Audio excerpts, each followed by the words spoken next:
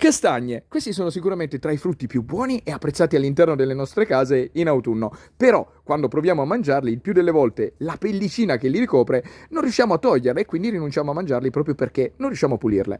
Oggi in questo video vi mostrerò come, partendo da una castagna esattamente come questa, in pochissimi minuti si possano ottenere dei risultati esattamente come lei, quindi pulita e spellata completamente, assolutamente pronta per essere poi cotta e mangiata. Se volete scoprire come si fa, io nel video vi mostro tutti i trucchi per poterci riuscire.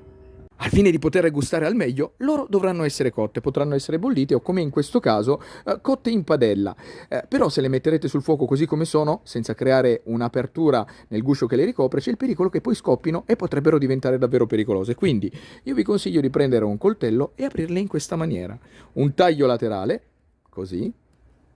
Poi si gira di 180 gradi la castagna, altro taglio laterale, e a questo punto occorrerà unire questi due tagli con un terzo taglio.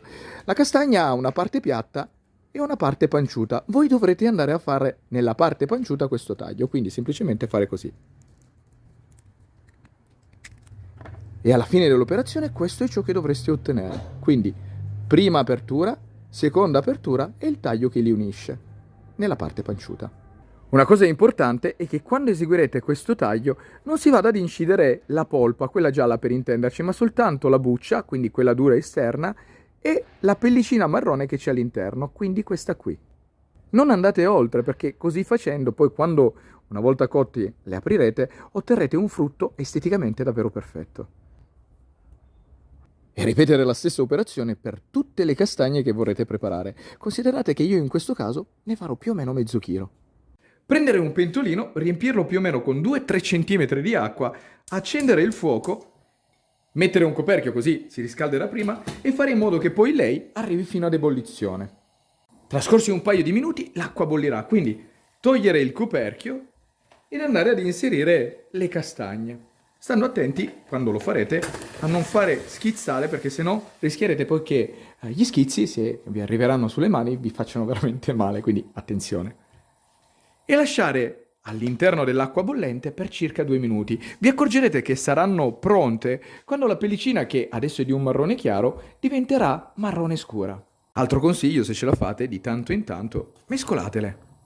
Scorsi 2 minuti si potrà spegnere il fuoco e a questo punto si potrà spostare l'oro in una padella che sia bella calda e possibilmente antiaderente.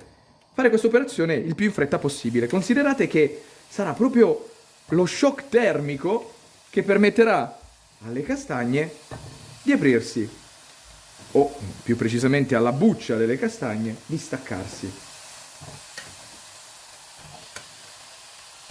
Ecco qua. Guardate questa come si sia già aperta in pochissimo tempo. Guardate, brucia, quindi voi non lo fate. Coprire il tutto con un coperchio e aspettare un paio di minuti.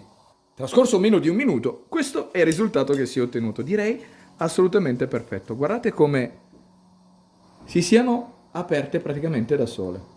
Arrivati a questo punto, le operazioni si potranno considerare definitivamente concluse, quindi non resterà davvero altro che spegnere il fuoco e tirar giù dalla padella tutte le castagne che abbiamo preparato. Tirate via dalla padella, le castagne che otterrete saranno proprio come queste, quindi basterà prenderle, aprire leggermente con una trazione la buccia e tirare fuori le castagne, direi assolutamente perfette.